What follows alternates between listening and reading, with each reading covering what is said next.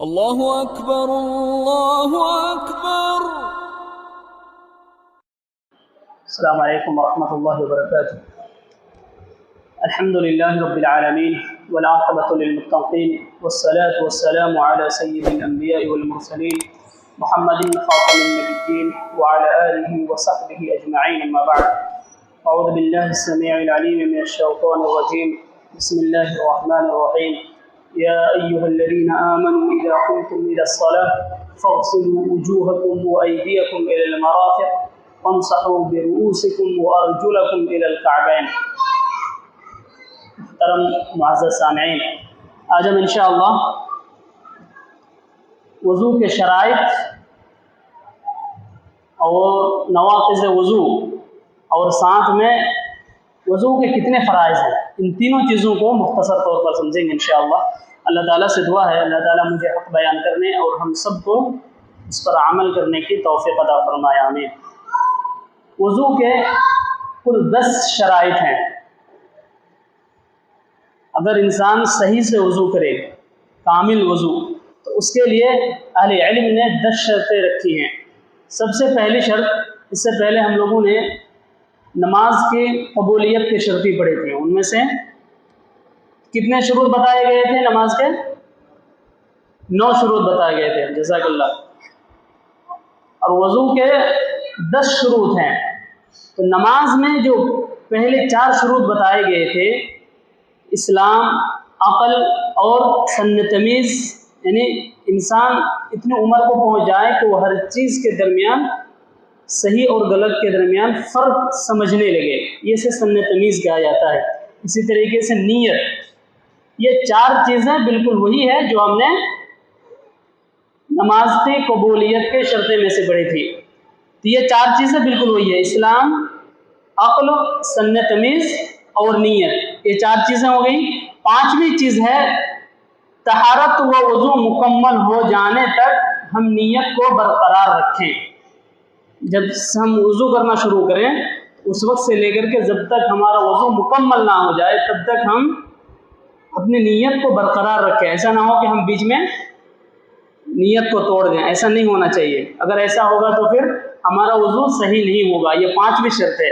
اور 6واں شرط ہے موجب وضو کا انقطاع، کہ وضو کے جتنے واجبات ہیں ابھی ہم پڑھیں گے انشاءاللہ، تو ان میں سے کوئی بھی ایک چیز نہیں چھوٹنی چاہیے۔ اگر ایک بھی چیز چھوٹ جائے گی تو پھر وضو ہمارا نہیں ہوگا، صحیح نہیں ہوگا، بلکہ وضو ہی نہیں ہوگا۔ اس لیے کہ وضو کے جتنے فرائض ہیں، جو وجوبات ہیں، وہ ضروری ہیں وضو میں۔ سنتیں اگر چھوٹ جاتی ہیں اس میں حرج نہیں ہے، لیکن جو واجبات ہیں اگر وہ چھوٹ جاتی ہیں تو پھر ہمارا وضو نہیں ہوگا۔ تو یہ 6واں شرط ہے موجب وضو کا انقطاع۔ اور 7ویں شرط ہے ان کا استنجا یا ڈھیلے کا استعمال، یعنی جب انسان پیشاب کرنے کے لیے جائے تو اگر اسے پانی مہیا نہ ہو تو ڈھیلے کا استعمال کرے۔ 8واں اس کا شرط ہے پانی کا پاک ہونا، جس پانی سے ہم وضو کریں گے اس پانی کا پاک ہونا ضروری ہے، یا کم از کم مباح ہونا ضروری ہے۔ اور 9ویں شرط یہ ہے کہ نیل پالش، یعنی ایسی چیز اپنے نیل میں یا اعضائے وضو میں سے کوئی چیز لگا لینا جو پانی پہنچنے کا رکاوٹ بنتا ہو۔ ایسی چیز اگر کوئی انسان استعمال کرتا ہے تو اس کا وضو صحیح نہیں ہوگا۔ جس طریقے سے بہت ساری عورتیں ہماری ماں بہنوں میں سے نیل پالش لگاتی ہیں، تو نیل پالش میں کیا ہوتا ہے کہ اس کا وہ جو پالش آتی ہے وہ تھوڑا موٹا ٹائپ کا ہوتا ہے، جس کی وجہ سے وہ اعضا ہمارا بھیگتا نہیں ہے، پانی نہیں پہنچ پاتا ہے وہاں سے۔ اس لیے نیل پالش لگا کر کے وضو صحیح نہیں ہوگا۔ اس لیے ہم گھروں کی اصلاح کریں، ہمارے ماں بہنوں کو اس سے روکنے کی کوشش کریں۔ اور اس کی 10ویں شرط یہ ہے کہ انسان اگر بیماری میں مبتلا ہے، کسی بیماری میں وہ مبتلا ہے، جس طریقے سے بہت سے لوگوں کو ایسا ہوتا ہے کہ پیشاب کا قطرہ آنا، سلسلے بول، یعنی پیشاب کا قطرہ، اسے پیشاب کرنے کے بعد بھی ان کا قطرہ آتے رہتا ہے، تو ایسی صورت میں اہل علم نے ان کی یہ جائز صورت یہ نکالی ہے کہ جب نماز کا وقت ہو جائے تو دخول نماز وقت یعنی نماز کا وقت جب داخل ہو جائے تو اس وقت وہ وضو کر کے نماز پڑھ لیا کرے. یہ اس کی 10ویں شرط ہے. تو یہ ٹوٹل وضو کے شرائط ہو گئی, 10ویں شروط جو وضو کے صحیح ہونے کے شرائط میں سے ہیں. اب ہم پڑھیں گے وضو کے فرائض کتنے ہیں, ان کو ہم اچھی طرح سے سمجھیں, اس لیے کہ اگر ان میں سے کچھ بھی چھوٹ جائے تو ہمارا وضو سرے سے ہوگا ہی نہیں, اور اگر وضو نہیں ہوگا تو پھر ہماری نماز بھی نہیں ہوگی.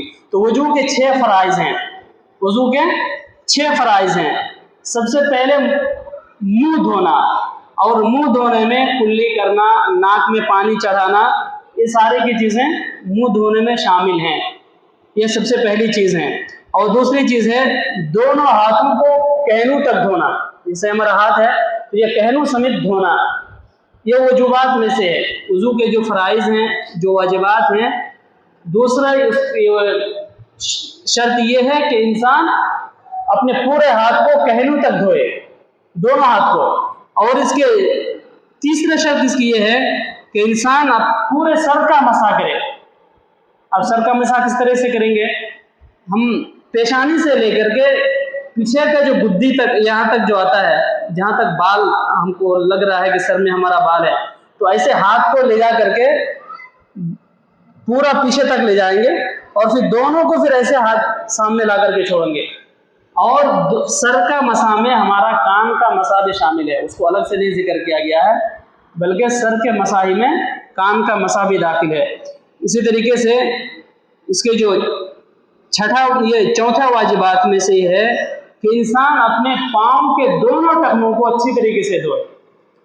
پاؤں کے, ہمارا پاؤں جو ہم دھوتے ہیں, یہ جو ٹخنا ہے ہمارا ٹخنا, یہ سوکھا نہیں رہنا چاہیے. دونوں پیر کا ٹخنا ہمیں مکمل طریقے سے دھونا ہے, ذرہ برابر بھی سوکھا نہیں رہنا چاہیے. اسی طریقے سے 5ویں چیز ہے کہ تمام اعضائے وضو کو دھونے میں ترتیب رکھنا. یعنی سب سے پہلے ہم بسم اللہ کر کے اپنے دونوں ہتھیلی کو دھوتے ہیں, پھر کلی کرتے ہیں, پھر ناک میں پانی چڑھاتے ہیں, پھر چہرے میں پانی مارتے ہیں, اس کے بعد پھر دونوں ہاتھ کو کہنوں تک دھوتے ہیں, پھر سر کا مسح, پھر کان کا مسح, پھر دونوں پیر کو ٹخنوں تک دھوتے ہیں. تو یہ ترتیب وار ہونا چاہیے. ایسا نہیں کہ ہم پہلے ہاتھ دھو لیے پھر کلی کر لیے, اب ناک میں پانی نہیں چڑھائے, پہلے ہی منہ دھو لیے. ایسا نہیں ہونا چاہیے. ترتیب وار جس طریقے سے بتایا گیا ہے جس میں کنٹینیو ہونا چاہیے. اور اس کا 6واں چیز اس کا یہ ہے کہ انسان اعضائے وضو کو دھونے میں تسلسل قائم رکھے, یعنی وہ ریگولر دھوتے رہے. ایسا نہ ہو کہ وضو بناتے وہ کہیں چلے گئے, اب مان لیجیے کہ ابھی وضو مکمل نہیں ہوا, وضو چھوڑ کر کے وہ کسی چیز میں مصروف ہو گئے. ایسا نہیں ہونا چاہیے. ہم جب وضو کرنا شروع کریں تو جب تک ہم وضو سے فارغ نہ ہو جائیں اس وقت تک ہم وضو کو چھوڑ کر کے نہ جائیں. اس میں تسلسل برتنا ضروری ہے, کنٹینیو ہونا چاہیے. ان میں سے 4 فرائض جو پہلے بیان کیے گئے ہیں, اسے یہ منہ میں پانی لینا, کلی کرنا, اسی طریقے سے دونوں ہاتھ کو کہنوں تک دھونا, اور سر کا مسح کرنا, اور ٹخنوں پیر کو ٹخنوں سمیت دھونا. اللہ نے قرآن کریم کی سورہ مائدہ سورہ نمبر 5 آیت نمبر 6 میں اس کا تذکرہ کیا. اللہ رب العالمین نے ارشاد فرمایا, یا ایھا الذین آمنوا اذا قمتم الى الصلاۃ فاغسلوا وجوہکم وایدیکم الى المرافق وامسحوا برؤوسکم وارجلکم الى الکعبین وإن كنتم جنبا فاطهروا وإن كنتم مرضى أو على سفر أو جاء أحد منكم من الغائط أو لامستم النساء فلم تجدوا ماء فتيمموا صعيدا طيبا. تو اس میں وضو کے ساتھ ساتھ یہ تیمم کا بھی طریقہ بتایا گیا اس آیت میں. اللہ نے سب سے پہلے کیا فرمایا, اے ایمان والو, جب تم نماز کے لیے اٹھو تو سب سے پہلے اپنے چہرے کو, اپنے منہ کو دھو, پھر اپنے دونوں کہنوں کو اپنے دونوں ہاتھ کو کہنوں سمیت دھو لو, پھر اپنے سروں کا مسح کرو, اور اپنے پاؤں کو ٹخنوں سمیت دھو لو. اور اگر تم جنابت کی حالت میں ہو تو غسل کر لو. ہاں, اگر تم میں سے کوئی بیمار ہے یا پھر سفر کی حالت میں ہے تو اسے چاہیے کہ ان چیزوں سے فارغ ہو کر کے, اگر اللہ تعالیٰ نے اسے بیماری یا اس طریقے سے سفر کی جو حالتیں ہوتی ہیں، ایسی مجبوریاں اگر اس آ جائے تو ایسی حالت میں کیا کرنا چاہیے؟ فتیمموا صعیدا طیبا، وہ اچھی طریقے سے پاک مٹی سے تیمم کر لیا کرے۔ اب تیمم میں بہت سارے لوگ غلطی کرتے ہیں کہ پہلے مٹی میں ہاتھ مارتے ہیں، ہاتھ مارنے کے بعد پھر ایسے ملتے ہیں، بہت سے لوگ پہنوں تک ہاتھ پھرتے ہیں۔ اس طرح کا صحیح طریقہ نہیں ہے تیمم کا۔ صحیح طریقہ یہی ہے کہ ہم بسم اللہ کر کے زمین میں ہاتھ ماریں گے، پھر اگر ہاتھ میں مٹی لگا ہے تو اسے پھونک مار کے صاف کر لیں گے ایسے، اس کے بعد پھر اب پہلے اپنے چہرے میں ملیں گے، ہاتھ کو پہلے چہرے میں مل لیں گے، اس کے بعد ہم بس ایسے ہتھیلی تک ایسے کر لیں گے، کافی ہے۔ اب ایسا کرنا ضروری نہیں ہے، یہ دو چیزیں کر لی کافی ہے۔ اسی طریقے سے ترتیب غسل، یہ جو اعضاء کے بارے میں جو بتایا گیا کہ ریگولر، یعنی ایک کے بعد ایک کے بعد دیگر ہم کو کیا کرنا ہے، وضو میں اپنے اعضاء کو دھونا ہے۔ اس کی دلیل کیا ہے؟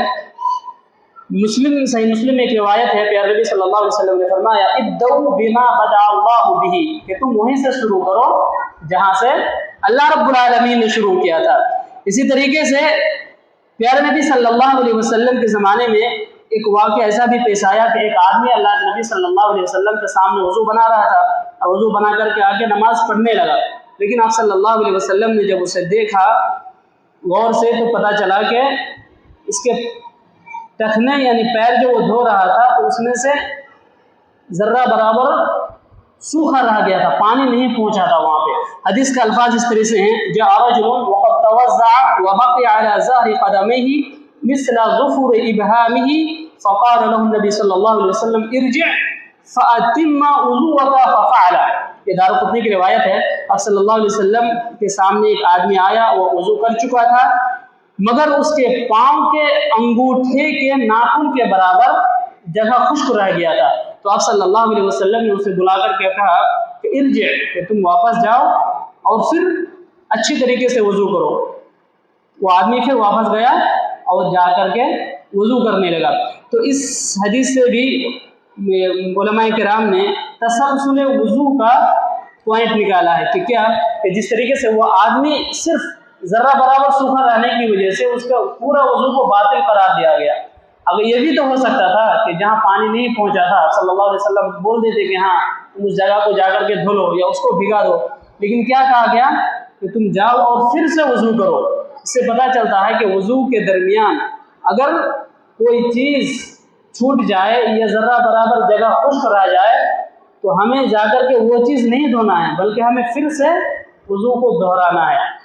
اسی طریقے سے واجب وضو میں سے ایک چیز یہ بھی ہے کہ ہم جب وضو کریں تو بسم اللہ کہہ لیا کریں۔ ابو داؤد اور ترمذی، ابن ماجہ، مسند احمد میں ایک روایت آپ صلی اللہ علیہ وسلم کی ہے کہ آپ صلی اللہ علیہ وسلم نے فرمایا لا صلاۃ لمن لا وضوء له ولا وضوء لمن لم يذكر اسم اللہ علیہ۔ آپ صلی اللہ علیہ وسلم نے فرمایا اس شخص کا وضو نہیں جس نے بسم اللہ نہیں کہا، اور اس شخص کی نماز نہیں جس نے وضو نہیں کیا۔ تو وضو کے لیے بسم اللہ کہنا شرط ہے، لیکن بعض علماء اس میں یہ کہتے ہیں کہ اگر آدمی بھول چوک سے بسم اللہ نہ کہہ پائے وضو کے شروع میں تو بھی کوئی حرج نہیں ہے، لیکن اگر عمدن چھوڑ دے، جان بوجھ کر کے چھوڑ دے، اس کا وضو نہیں ہوگا۔ اس لیے ہم لوگوں کو اس کا خیال رکھنا چاہیے۔ اب ہم پڑھیں گے انشاءاللہ نواقض وضو، کہ وضو کن کن چیزوں سے وضو ٹوٹ جاتا ہے۔ تو ان میں سے اہل علم نے 8 چیزوں کو ذکر کیا ہے کہ 8 چیزیں ایسی ہیں جس سے ہمارا وضو ٹوٹ جاتا ہے، وضو ختم ہو جاتا ہے۔ سب سے پہلی چیز پاخانہ و پیشاب کے جگہوں سے کچھ نکلنا، سبیلین، اگلے شرمگاہ چاہے پچھلے شرمگاہ، دونوں میں سے کوئی چیز نکلے تو وضو ٹوٹ جائے گا۔ اسی طریقے سے جسم کے کسی بھی حصے سے نجس چیز جیسے خون ہے، پیپ ہے، ان چیزوں کا جسم سے بہہ نکلنا، اگر وہ چیز جیسے کہیں چوٹ لگ گیا اور خون بہہ رہا ہے، سیلان شرط ہے، اگر چوٹ لگنے میں صرف خون ذرہ برابر خون نکلا لیکن وہ خون بہا نہیں تو ایسے صورت میں وضو نہیں ٹوٹے گا، لیکن اگر اس جگہ سے خون بہہ جائے تب ہمارا وضو ٹوٹ جائے گا۔ ان چیزوں کا ہمیں خیال رکھنا ہے کہ اگر خون بہہ جائے تو وضو ٹوٹ جائے گا، یہ دوسری چیز ہے۔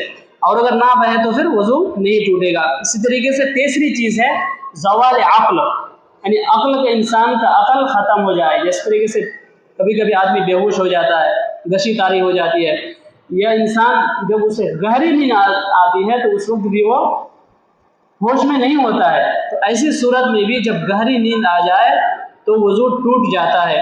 اور چوتھی چیز ہے شہوت و خواہشات سے مغلوب ہو کر کے اپنی عورت کو یعنی اپنی بیوی کو چھونا۔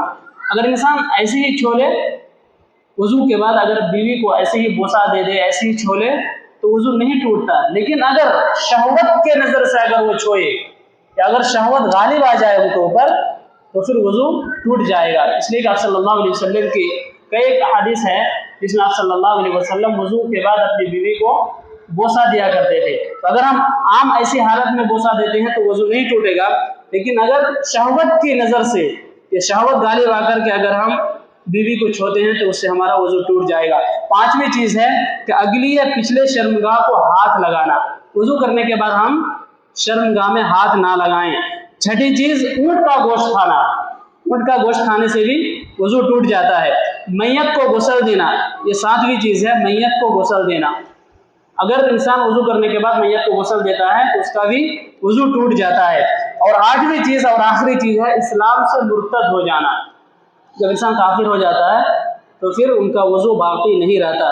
یہ آخر کے جو دو چیزیں بتائی گئی ہیں نواقض وضو میں سے، کہ عورت کو چھونا یعنی اپنی بیوی کو چھونا اور میت کو وضو کر کے غسل دینا، ان دونوں کے درمیان بعض علماء کا اختلاف ہے۔